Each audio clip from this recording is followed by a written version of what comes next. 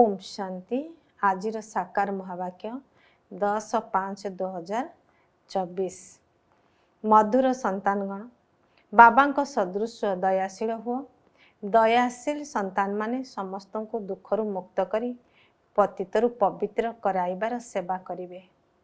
प्रश्न, सारा दुनियार आवश्यकता कौन जहाँकि बाबा को बिना कहीं पूरण करिपारिबे नाही? उत्तर, सारा दुनिया चाहूँची शांति एवं सुख मिलू। सबु संतान मानकर आकुल निवेदन सुनी बाबा आसी थांती। जेहेतु बाबा सारा विश्वर पिता अटंती सेतिबाई तांकर बहु चिंता रही कि मोर संतान माने किपरि दुखी सुखी हेबे। बाबा कहते पिला माने पुराणा दुनिया मध्य मोर, सबु पिला माने मध्य मोर, तेणु मु आसी समस्त को दुखर मुक्त करिबा पाई। मु सारा दुनियार मालिक अटे, सेथिपाई मते ही एई दुनिया को पतितरु पावन करिबा को हेबो। ओम शांति। बाबा संतान मान को पवित्र करुछंती, तेणु निश्चिंत भाव में बाबा को सहित स्नेह रखिबा उचित। भाई भाई भितर परस्पर स्नेह रहिबा ठीक कथा। गोटिए पितांक संतान परस्पर भाई भाई अटंती। पवित्र एकमात्र बाबा ही कराई थांती। सेथिपाई सबु संतान माने एकमात्र बाबा को ही स्नेह करुछंती। बाबा कहते संतान माने मते मने पकाओ। एक कथा तो ठीक जे तुमे माने परस्पर भाई भाई अट, तेणु निश्चिंत मिलीमिशी रहिबो। एक बाबांकर संतान अट। आत्मार ही बहु स्नेह रही। जेहेतु देवता पद प्राप्त करुछ, तेणु परस्पर मध्य बहु स्नेह रहिबा दरकार। आमे आत्मा माने परस्पर भाई भाई बाबा ठारू संपत्ति नौछु। बाबा आसी शिक्षा दौछंती। जो माने बुद्धिमान होई थांती से माने बुझी जाई थांती जे यह स्कूल बा बहुत बड़ा यूनिवर्सिटी अटे। बाबा समस्त को दृष्टि दौछंती अथवा मने पकाउछंती।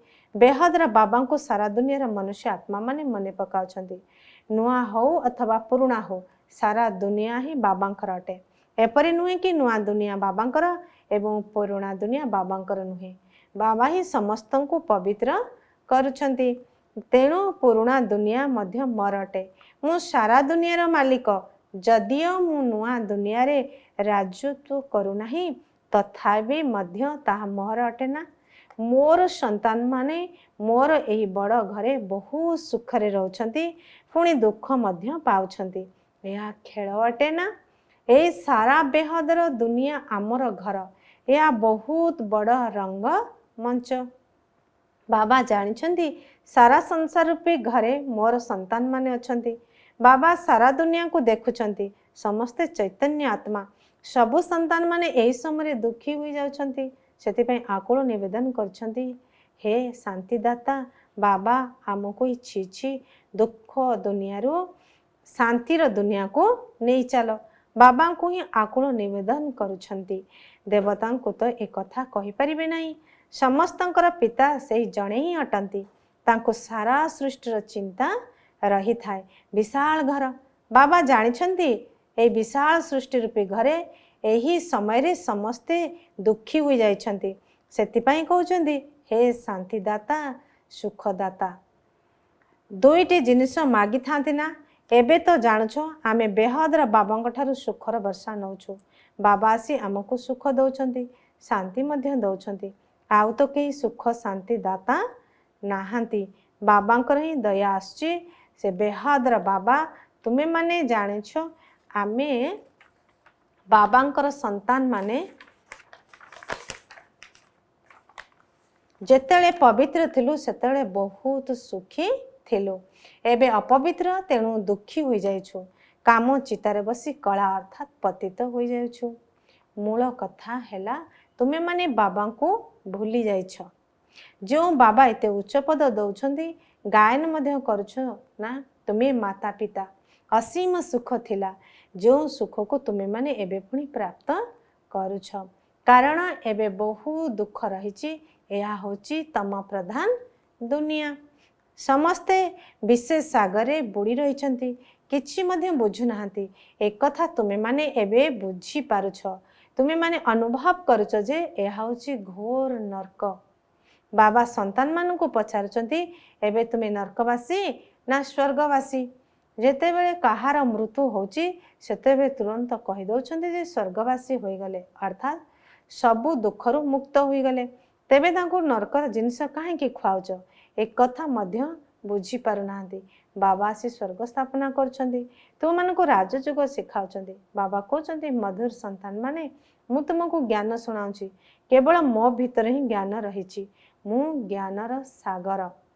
सेमाने कहउछंती मु अमुक शास्त्रर अथॉरिटी, किंतु सेमाने मध्य आत्मा अटंती, किंतु एक कथा बुझी पारु नाहंती, कारण बाबा को ही जानी नाहंती। बाबा जी कि हमको विश्वर मालिक करछंती तांको उद्देश्य रे मध्य कहउछंती से माटी गुड़ी पथरे सबु ठारे अछंती। व्यास भगवान कौन कौन कथा सबु लेखी देइछंती, मनुष्य को तो किछि मध्य जना नहीं, बिल्कुल अनाथ होई परस्पर भितर लड़ई झगड़ा करुछि। रचयिता बाबा ए रचनार आदि मध्य अंत को केही भी जानी नाहंती। बाबा निजर एही रचनार आदि मध्य अंतर रहस्य को बुझाउछंती। एक कथा आउ केही भी कही पारिबे नाही। तुमे काहा को मध्य पचार जहा को तुमे ईश्वर भगवान रचयिता बोली कहूछ, तांको तुमे जानिछ कौन पत्थर गोड़ी भितरे मध्य ईश्वर अछंती कहिबा ही ईश्वर को जानिबा कुहाजिबो कि? प्रथम निजको तो जान। वर्तमान मनुष्य माने तम प्रधान होई जाइछंती, तेणु पशु पक्षी आदि समस्ते तम प्रधान होई जाइछंती। मनुष्य जेतेबेले शतप्रधान होई जाई थांती सेतेबेले समस्ते सुखी होई थांती। जेपरि मनुष्य सेभଳି उपकरण बा जिनिस। सावकार लोकंकर फर्निचर मध्ये बहुत सुंदर होई थाए, तुमे मान तो बिल्कुल सुखी विश्वर मालिक होच, तेणु तुम पाखरे सब जिनिस सुखदायी रहुची, सेठारे कोनोसी दुखदायी जिनिस रहिबा नाही। वर्तमान एहा होची नरक, खराब दुनिया। बाबा आसी बुझाउचंती भगवान तो केवल जणे ही अटंती, जे कि पतित पावन अटंती, स्वर्गर स्थापना करुछंती, देवता मानकर महिमा गान करुछंती, सर्वगुण संपन्न। मंदिर रे जाई देवता मानकर महिमा करुछंती एवं निजर निंदा करुछंती, कारण एबे समस्ते भ्रष्टाचारी होई जाइछंती। श्रेष्ठाचारी स्वर्गवासी तो ए लक्ष्मी नारायण अटंती, जहांकर पूजा समस्ते करुछंती। सन्यासी मध्य पूजा करुछंती। सत्य जुगरे एपरि हुए नाही। तुमर होउची बेहदर सन्यास, जो सन्यास बेहदर बाबा से बेहदर सन्यास कराउछंती ता होउची हट जुग, हदर सन्यास। से धर्म ही अलगा। बाबा कहउछंती तुमे माने निजर धर्म को भूली अनेक धर्म रे छंदी होई जाइछ। निज भारतर नाम हिंदुस्तान रखिदेले एवं निज धर्म को हिंदू धर्म बोली कहीदेले। वास्तव रे हिंदू धर्म स्थापना तो केही करी नाहंती। मुख्य धर्म ही होची चारोटी, देवी देवता, इस्लामी, बौद्ध और ख्रिस्टियान। तुमे माने जानिछो ए सारा दुनिया एक दीप जोठा रावण राज्य चलची। रावण को देखिछ, जहा को प्रति वर्ष जलाउछंती, से तुमर सबुठारु पुराना शत्रु। एक कथा मध्य बुझी पारु नाहंती जे आमे काहेकि जलाउछु। बुझीबा दरकार जे ये किए केबेठारु जलाउछंती, कहि दउछंती परंपरा अनुसार। अरे यार कोनोसी हिसाब तो थिबा ना। तुम मानंको केही जानी नाहंती तुमे होउछ ब्रह्माकर संतान। तुमको केही जदि पचारिबे तुमे कहार संतान, तेबे कहबो अरे आमे ब्रह्मा कुमार कुमारी, तेणु तांकर संतान हेलु ना। ब्रह्मा कहार संतान? शिव बाबांकर। आमे तांकर नाती। सबु आत्मा माने तांकर संतान। पुणी शरीर संबंध दृष्टि प्रथमे ब्राह्मण होउछंती। प्रजापिता ब्रह्मा अछंती ना। एते प्रजा किपरि रचना करुछंती एक कथा तुमे माने जानिछ। बाबा आम मानकु पुष्यपुत्र करछंती। शिव बाबा पुष्य भाव ग्रहण करंती ब्रह्मांक द्वारा, जहाँकर मेला मध्य लगी थाए। वास्तव रे मेला सेठारे लगाइबा दरकार जोठारे बड़ ब्रह्मपुत्र नदी सागर सहित मिशिची। एही संगम स्थल रे मेला लगाइबा दरकार। से मेला एठारे चलीछि।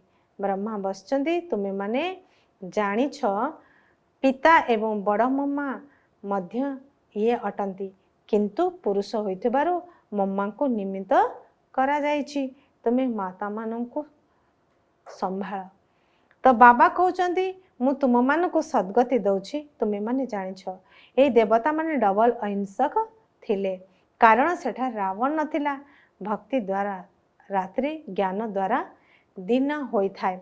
ज्ञानर सागर एकमात्र बाबा अटंती किंतु तांको सर्वव्यापी बोली कही दउछंती। बाबा एक कथा निजे आसी बुझाउछंती एवं संतान मानकु ही बुझाउछंती। शिव भगवान उवाच रहिछि ना शिव जयंती पालन करुछंती तेणु निश्चिंत का शरीर मध्यरे आसुछंती। बाबा कहउछंती मते प्रकृतिर आधार नेबाको पड़ुछि मु कोनोसी छोट पिलार आधार नौ नाही। श्रीकृष्ण तो छोट पिला अटंती ना मु तो तांकर बहु जन्मर अंतिम समय अर्थात अंतिम जन्मर बानप्रस्थ अवस्था प्रवेश करुछि। बानप्रस्थ अवस्था पर ही मनुष्य भगवान को स्मरण करथांती परंतु भगवान को यथार्थ रूपे केही जानी नाहांती।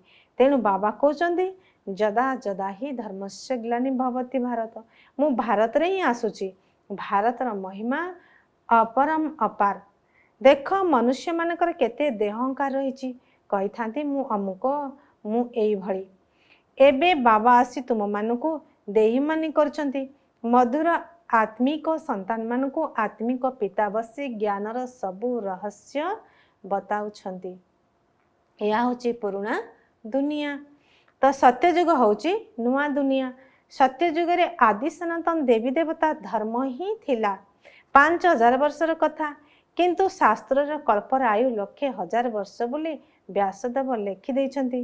वास्तव में 5000 वर्षर कल्प मनुष्य बिल्कुल अज्ञान कुंभकर्ण निदरे सोई जाइछंती।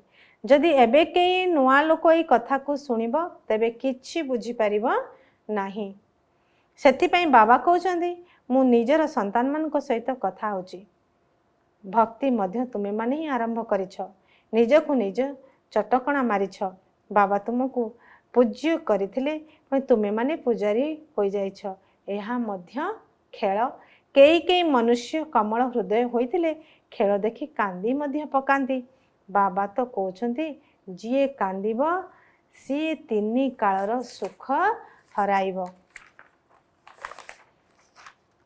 सत्य जुगरे कांदीबार कोनोसी कथा ही नाही। एठारे मध्य बाबा कहउछंती कांदीबा उचित नुहे। द्वापर कली जुगरे कांदी थांती सत्य जुगरे केही केबे कांदंती नाही। अंतिम समय तो कहा को कांदीबा को फुर्सत मिलिब नाही। अचानक मृत्यु होई चलिब हैराम मध्य कहि परिबे नाही। विनाश एपरि हब जे टिकिए भी दुख लागिब नाही कारण हॉस्पिटल आदि तो रहइब नाही। सेथिपाई एई भली जिनिस सब तैयारी करछंती। तेणु बाबा बुझाउछंती मु तुम बानर मानक सेना नौची रावण उपरे विजय प्राप्त करिबा पाई। एबे बाबा तुम मान को उपाय बताउछंती रावण उपरे किपरि विजय प्राप्त करिबा को हेबो।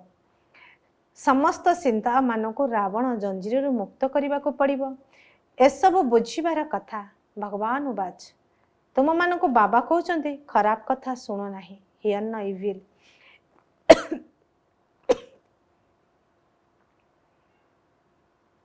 जेउ कथारे तुमरे किछि लाभ नाही से कथा को तुमे निजर कान बंद कर दियो। एबे तुमको श्रीमत मिलछि तुमे माने श्रेष्ठ हबो। एठा तो श्री श्री उपाधि समस्त को देई देछंती। अच्छा बाबा तथा भी कहउछंती निज को आत्मा मने कर एवं बाबा को स्मरण कर। यह हारिबा एवं विजयी हेबार केते आश्चर्यजनक अविनाशी खेल ए कथा केवल बाबा ही बुझाउछंती। अच्छा धारणा पाई मुख्य सारांश 1 नंबर बाबा को समान दयाशील हेबाको पड़िबो। समस्त को दुखरु मुक्त करी पतितरु पवित्र हेबार सेवा करिबा को हेबो। पवित्र हेबा पाई एकमात्र बाबा को सहित बहुत बहुत स्नेह रखिबा को पड़िबो। 2 नंबर बाबा कहउछंती जिए कांदीबो सीए हराइबो। सेथिपाई कोनोसी भी परिस्थिति रे तुमको कांदीबार नाही। वरदान सोर राज्य द्वारा निजर साथी मान को स्नेही सहयोगी करी चलाउथबा मास्टर दाता हुआ। राजा अर्थात दाता दातांको कहिबाको बा मागिबाको पड़े नाही। समस्ते निज इच्छारे राजा मानकु निजर स्नेहर उपहार भेटी देई थांती। तुमे माने मध्य निज उपरे राज्य करुथुबा राजा हुओ, तेबे समस्ते आपे आपे निजर सहयोग रूपी उपहार देबा पई आगे आसीबे। जहार सो परे राज्य चलीची अर्थात नियंत्रण रहीची, तांको सम्मुखरे लौकिक अलौकिक साथी माने जी हजू जी हाजिर हाँ जी कही स्नेही सहयोगी होई थांती। तेबे परिवार भितरे केबे कहा उपरे तुमको हुकुम चलाइबार नाही, किंतु निजर कर्म इंद्रिय गुड़ी को निजर आयतर रखा हेब। ताहाले तुमर समस्त साथी माने तुमर स्नेही सहयोगी होई जिबे। स्लोगान सर्व प्राप्ति रूपी साधन उपलब्ध थिले मध्य निजर मनोवृत्ति जदि उपराम रहउथिबो तेबे कहा जीव वैराग्य वृत्ति। अच्छा, ओम शांति।